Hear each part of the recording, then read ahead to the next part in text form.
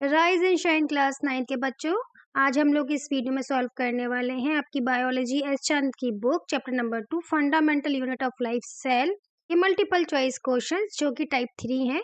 बच्चों, अगर आप लोगों ने मेरे चैनल को अभी तक सब्सक्राइब नहीं किया तो जल्दी से सब्सक्राइब कर दे, साथ ही रेड कलर का बेल आइकन हिट करना ना भूलें। इसके साथ ही अगर आपके पास एनसीईआरटी एस चंद की बुक नहीं है तो आप लोग इसी वीडियो के डिस्क्रिप्शन बॉक्स में जाकर लिंक को चेकआउट कर सकते हैं और घर बैठे बैठे मंगा सकते हैं अपने लिए एनसीईआरटी एस चंद की बुक। चलिए क्वेश्चन नंबर 1 के बारे में बात करते हैं। यहाँ पर the undefined nuclear region of prokaryotic cell is known as prokaryotic जो कि primitive cells हैं उनका जो undefined nuclear region है उसको और क्या कहते हैं?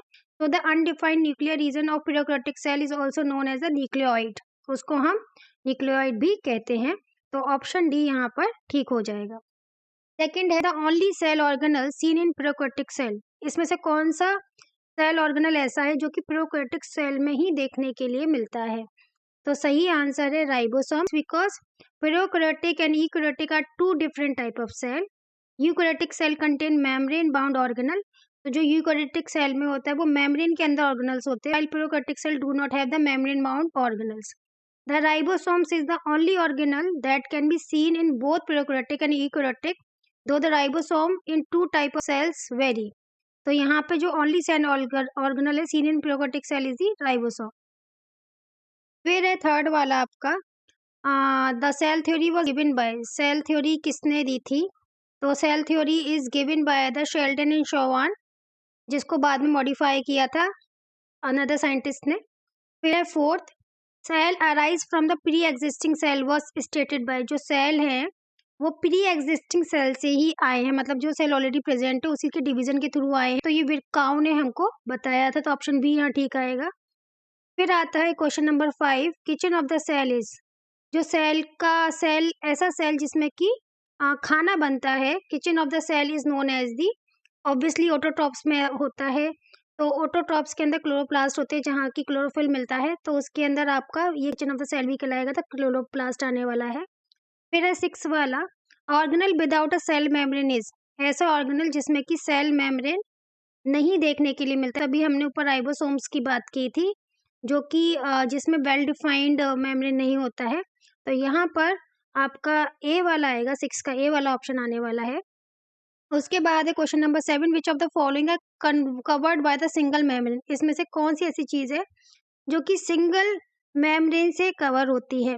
तो वॉक्यूल है, खाली जगह, दैट इज वॉक्यूल जो कि सिंगल मेम्ब्रेन से कवर होती है। फिर 8th है, lipid molecule in the cell are synthesized by, जो लिपिड मॉलिक्यूल्स हैं वो सेल के अंदर किसके थ्रू सिंथेसाइज्ड होते हैं? तो यहाँ पर जो आंसर है वो है स्मूथ एंडोप्लाज्मिक रेक्टिकुलम के अंदर लिपिड मॉलिक्यूल सिंथेसाइज्ड होते हैं। So smooth endoplasmic reticulum has function in several metabolic processes, it synthesize lipid, after that it is also synthesize of phospholipids and steroids. Cell which secrete these products such as those in the testes, ovaries and the sebaceous gland have an abundance of smooth endoplasmic reticulum. After that we have question number 9 here. The protein and lipids essential for the building the cell membrane are manufactured by, जो protein और lipids जो essential है हमारे building of cell के लिए वो कहाँ पर मैन्युफैक्चर होते हैं?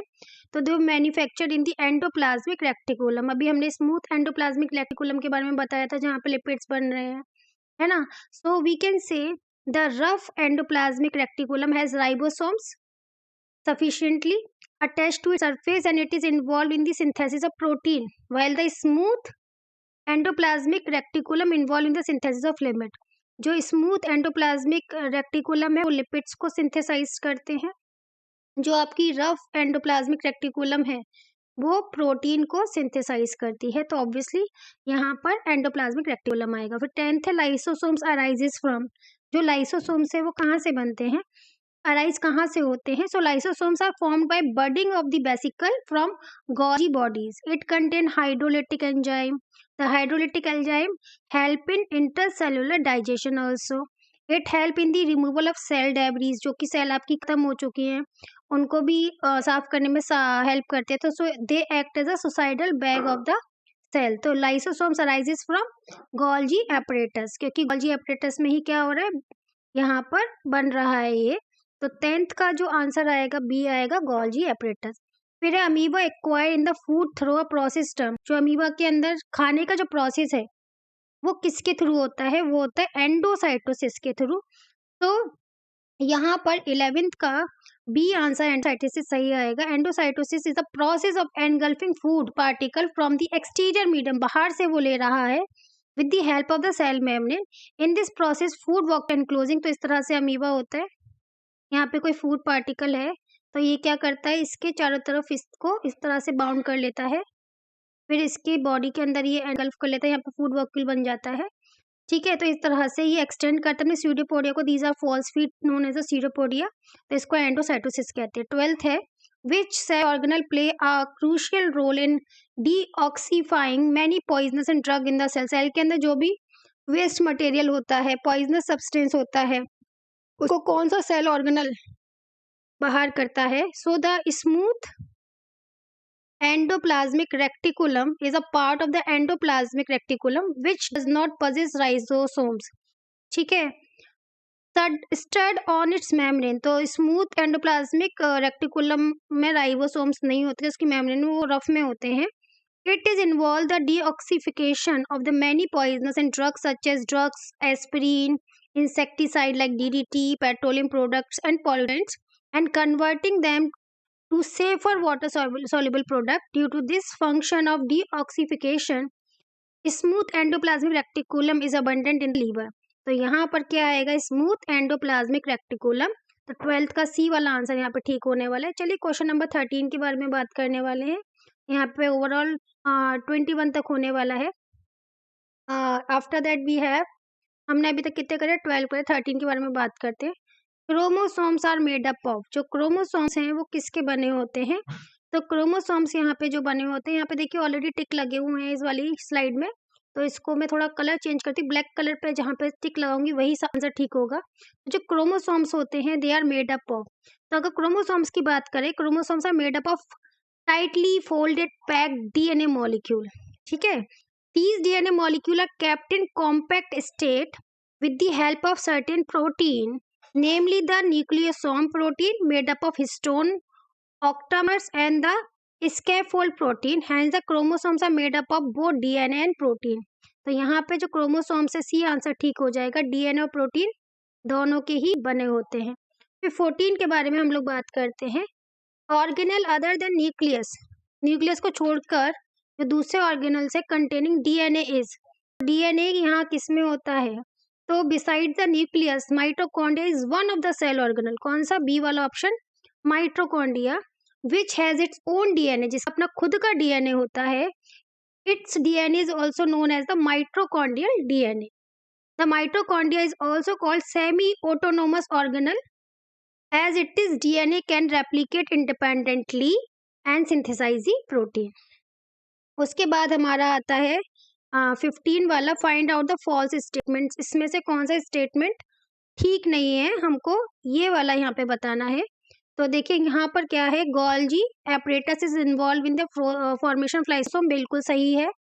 Nucleus mitochondria and plastids have DNA. अभी मैंने बताया ना कि माइटोकॉन्ड्रिया में अपना खुद का डीएनए होता है, न्यूक्लियस में भी होता है, प्लास्टिड में भी होता है। They are able to make their own structural protein, ये भी ठीक है। Mitochondria said to be the power house, बिल्कुल ठीक बात है, जो एडीपी को एटीपी में कन्वर्ट करता है। फिर साइटोप्लाज्म इज कॉल्ड प्रोटोप्लाज्म, नहीं। देखिए जो सेल है और न्यूक्लियस है, न्यूक्लियस के अंदर न्यूक्लियोप्लाज्म होता है या साइटोप्लाज्म होता है, दोनों को मिलाकर हम प्रोटोप्लाज्म कहते हैं। तो साइटोप्लाज्म इज कॉल्ड प्रोटोप्लाज्म, नहीं। प्रोटोप्लाज्म क्या होता है? देखिए यहाँ पे न्यूक्लियस प्लस साइटोप्लाज्म को मिलाकर हम लोग प्रोटोप्लाज्म कहते हैं। तो ये डी वाला ऑप्शन ठीक नहीं है, जो कि पूछा गया था, फॉल्स स्टेटमेंट डी है।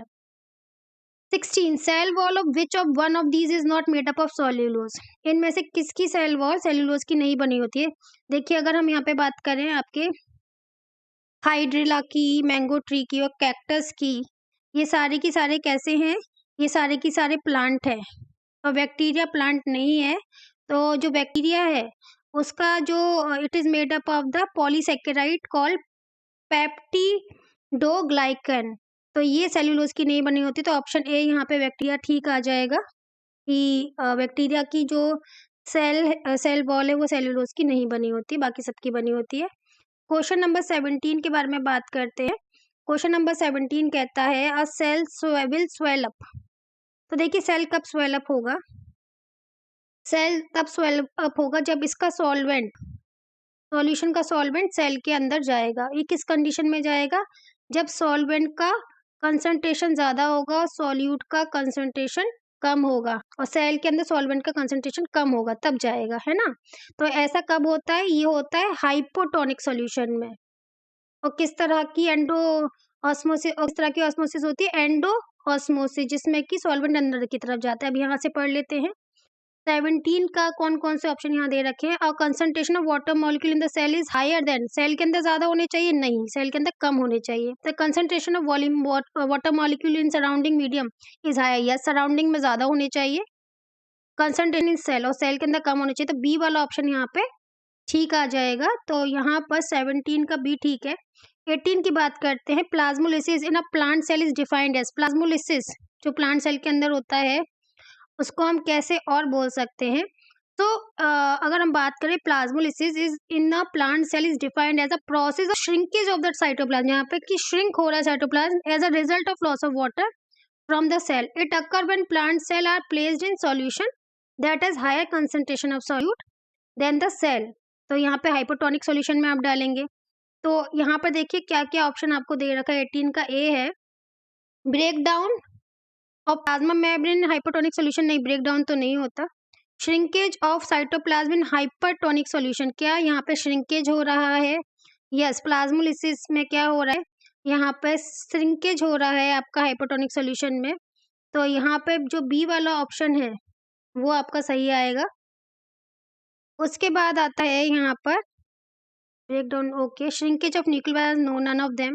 तो यहाँ पे 18 का बी वाला ठीक आ जाएगा आपका। 19 है which of these is not related to endoplasmic reticulum. इसमें से कौन सा एंडोप्लाज्मिक रेक्टिकुलम से बिलोंग नहीं करता? तो अगर हम बात करते हैं endoplasmic reticulum exists as a membrane networking enclosing a fluid-filled lumen which almost fill up the intracellular cavity. The network of the endoplasmic reticulum is present all over the cell. The endoplasmic reticulum is connected to the nuclear envelope, so it behaves as a transport channel for the protein between nucleus and cytoplasm.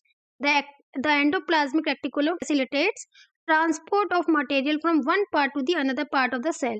Thus, forming of cell circulating system, mitochondria is one side of the energy generation. It is not generated in the endoplasmic reticulum. तो यही पूछा गया which is not related to endoplasmic reticulum. It behaves as transport channel protein between nucleus and cytoplasm. Yes. It transfer material between various regions. cytoplasm के material को transport करता है. Yes. फिर उसके बाद आता है it can be the site of energy generation. No, वो तो माइटोकॉन्ड्रिया में होता है। तो ये वाला ऑप्शन सही नहीं है। Here select the odd one out. हमें इसमें से वो सेलेक्ट करना है जो कि ऑड है। तो चलो सेलेक्ट करते हैं। The movement water across a semi permeable membrane is affected by the amount of substance dissolve. Obviously जो सॉल्यूट अगर ज़्यादा होएगा तो क्या होगा? सॉल्यूट ज़्यादा, सॉल्वेंट कम है तो सेल के अंदर से आपका सॉल्वेंट बाहर की तरफ आएगा, और अगर सॉल्यूट कम है और सॉल्वेंट ज़्यादा है तो सेल के अंदर की तरफ जाएगा। तो जो मूवमेंट है वो डिपेंड करता है कि किस तरह से हमने उसके अंदर सॉल्यूट मिलाया है। तो ये तो नहीं होगा। Membrane are made up of organic molecule such as protein and lipids. Of course ये भी सही है। फिर सी वाला molecule soluble in organic solvent can easily pass through the membrane. Yes, जो ऑर्गेनिक सॉल्वेंट में मॉलिक्यूल्स मिले होते हैं वो इजीली पास हो पाते हैं मेम्ब्रेन से। फिर है plasma membrane contain chitin sugar in plant. तो ये वाला गलत है because chitin is a cell wall component. ठीक है, काइटिन क्या है? सेल वॉल कंपोनेंट है of the fungi and the form the exoskeleton in the insects. It is not a component of plasma membrane. तो ये ऑड है, तो D वाला ऑप्शन ठीक हो जाएगा। फिर है following are few definition of osmosis. यहाँ पे कुछ डेफिनेशन दे रखे हैं ऑस्मोसिस का, तो जो करेक्ट है उसको ही हमको चुनना है। Movement of water molecule from region of higher concentration to region of lower concentration, बिल्कुल ठीक है। जहाँ सॉल्वेंट की कंसंट्रेशन ज़्यादा होती है उससे सॉल्वेंट मूव करता है जहाँ सॉल्वेंट की कंसंट्रेशन कम होती है उधर की तरफ through the semi permeable membrane, और यही ऑस्मोसिस की सही डेफिनेशन है। तो ये बिल्कुल ठीक आने वाला है। ठीक है, तो through the semi permeable membrane आना चाहिए, जो कि आपके बी वाले में नहीं दे रखा है। तो ये वाला बिल्कुल ठीक है, तो मैं यहाँ पर ही इसको ख़त्म कर दूँगी। बच्चों वीडियो पसंद आया तो ज़रूर लाइक करें। सब्सक्राइब तो आप लोगों ने मेरे चैनल को कर ही दिया होगा। इसके बाद मैं टिश्यू चैप्टर के वीडियोज़ रिलीज़ करने वाली हूँ क्लास 9 के। So bye bye everyone, have a nice day.